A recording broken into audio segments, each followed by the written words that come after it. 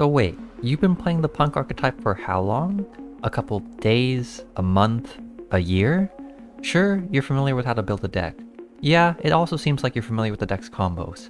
But how much do you actually know about its lore? My name is Toon World, and today we're going to be talking about the lore behind Noh, a subclass to our current punk card pool.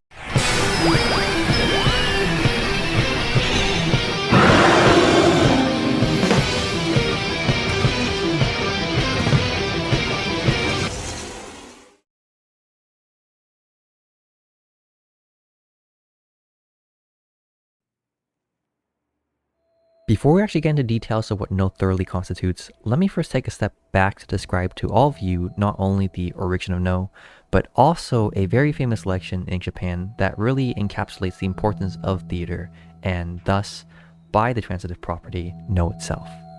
So, there's an old story in Japan where the sun goddess, Amaterasu, was once upset by one of her brother's playfulness to the point where she chose to lock herself in a cave.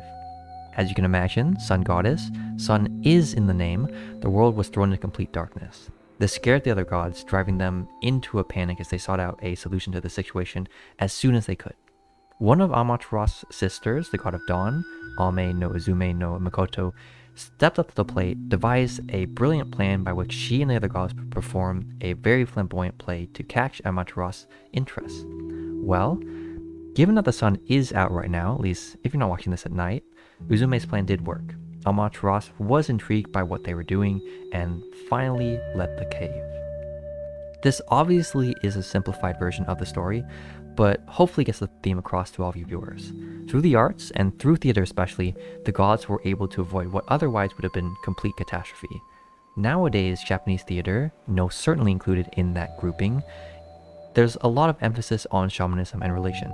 You'll see Noh plays, for example, a lot of spiritual homages and religious wear that is seen through Noh masks and many of the dances performed live. The stage of Noh itself actually is constructed in a way to symbolize the passage between the spiritual and material plane, though we will get to that at a later point in this video.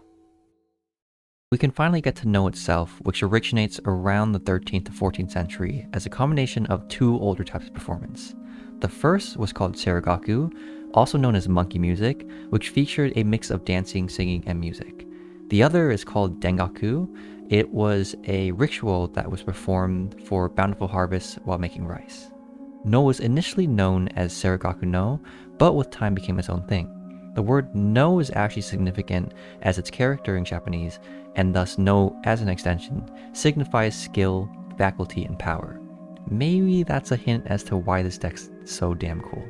But that out of the way, a lot of our initial knowledge about Noh, as well as much of Noh's initial presentation, comes from two main individuals, Kananami and his son, Ze-Amin. Or wait, sorry, I meant Ze-Ami. The two figures are critical to Noh as what they did was they essentially took it, they cultivated it, and helped make it known to the public. Whether they actually founded it is up for debate, nonetheless, their contributions to the art itself is undisputable.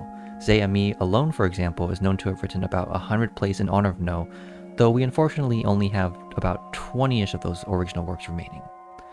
Noh was actually originally intended to be simple public performances on public grounds as a way to sort of accrue funds for both public and private works.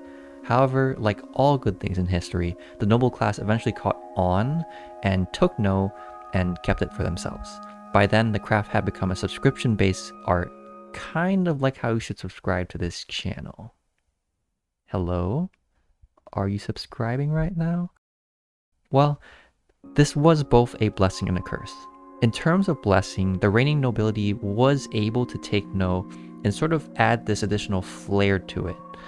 On the contrary, the curse, this did naturally limit the growth of Noh as you can imagine, with the nobles being the only ones in charge, the public didn't have access to it, there wasn't a lot of room for growth beyond what the nobles had imagined for the art form itself.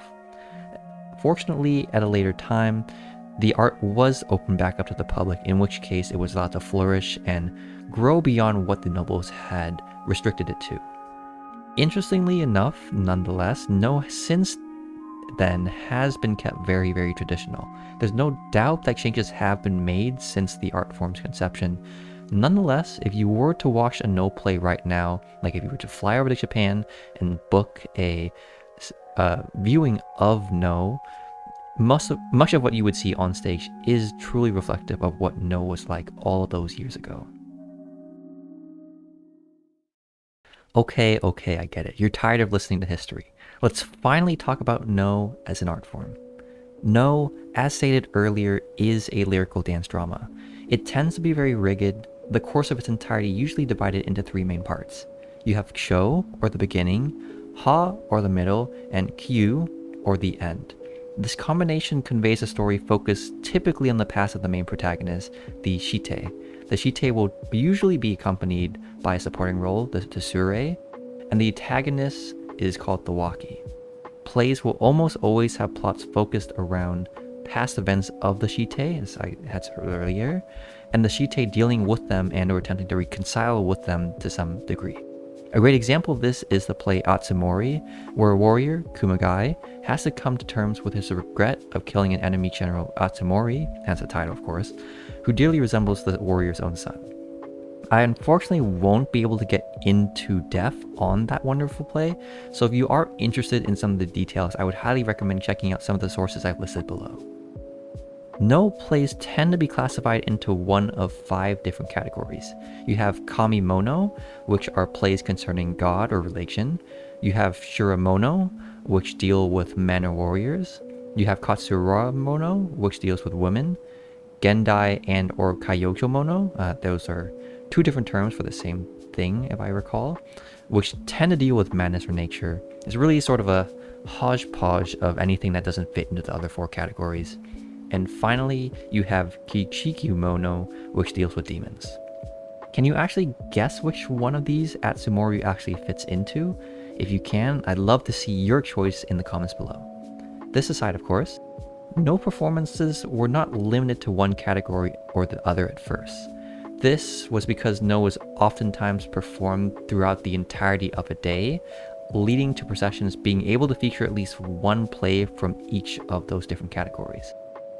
In the present, however, Noh has shifted away from that due to constraints on time, changes in how they actually conduct and prepare plays, and of course the audience, which, if you can probably tell, we are definitely a lot less patient than we were before. So you might be thinking at this point, oh Toon World, the play itself is probably just some average play, I've gone to Broadway, I've seen all the plays there, what's the difference here? Well, there are some stylistic elements that can distinguish Noh from your average theater experience, at least to my knowledge. One of the things I found to be most interesting about this is the fact that all characters featured within the play that is being presented are flat out introduced at the start of the procession. There are no drawn out scenes, no dramatic show-ups, no sort of Suicide Squad-esque like list of things that character did or something. They just tell you who the character is, tell you what they're doing, that's it. This is really meant to save the time needed for these otherwise long excursions, and it allows the play itself to bring more attention to the performance and the message it tries to convey. The setting is actually also described in a similar feat. You'll typically see the Noh stage blank of any decorations or props, bar, let's say, a very simple tree or garden design that's etched into the backdrop of the stage itself. Don't worry though, musicians are present. We do know how important music can be. If you've watched movies, you've played games, you know how much music can add, and so musicians are there to help. The clothing of Noh and the mask do add some extra layers to this matter. Noh costumes, for example, are very brilliant in their design. They tend to possess variegated colors and are oftentimes embroidered with silver and gold. Noh masks are very important to keep an eye on, mainly because they're typically handmade. Also, they sort of bring out an important ideology behind Noh performances. Essentially, there is a belief in Noh that the human face alone isn't enough to convey all the emotions we'd want to convey in a certain scene. So the mask comes into play as the sort of thing where you can look at it and there's so much things you can interpret from that mask itself that just add that extra layer of depth versus a performer which It's definitely possible for an actor to sort of imbue their presentation with a lot of emotion and stuff, but the ambiguity of the mask itself does lend itself an additional sort of, what's a good word? It gives it that extra oomph versus the human face. Given all this information about Noh Theater, you're probably wondering, how does this all connect back to our beloved archetype of punk? Well, for one, as much as Noh places emphasis on its mask, all of our Noh-P.U.N.K cards have masks featured in their card art to some degree. In Zayamin's art, Foxy Toon's art, Dear Note's art, and Ogre Dance's art, you can very clearly see a mask somewhere on the card art. The latter three cards, to my knowledge, don't have any real connection to any part of Noh Theater. You could argue maybe that the masks do resemble the human-like masks we see in Noh plays and Noh Theater, but I myself couldn't find a gigantic connection between any particular seed within Noh Theater and the Noh-P.U.N.K cards themselves. Ogre Dance, however, the demon you see on the back of its card art, is a reference to a series of plays called the Three Ogresses. The naming of these 4 P.U.N.K cards do have a greater degree of connection to our favorite dance drama on the flip side of what I had said earlier. For example, Zayamin's link should be very obvious. I already made the joke, so I won't go through that again. Foxy Toon references the fishing fox, a type of kogaku, or essentially a play that people would use to be an intermission to Noh. It would typically be more comical than the more serious plot of Noh itself, so it was a nice break. Ogre Dance, as we had sort of referenced with its mask earlier, the name itself also references the play Three Ogresses. Finally, Deer in Dear Note references an iconic female deer that you'll see in an older Noh play. I forget the name of it at the moment, but you should be able to find it by Googling it. Now, is there more to be had here? What about the rest of the punk archetype? Well, my friends, I'm sorry to say that we'll all have to come into another video. Thank you so much for watching today. I hope you've enjoyed this sort of change in pace versus my usual content. If you did, be sure to like the video and again subscribe if you haven't already. I would also greatly appreciate any and or all feedback you might have for me regarding how this video was constructed, what was covered in the video, and or what else you might want to see in similar videos down the line. Otherwise, that all out of the way, what else can I say except cue the outro.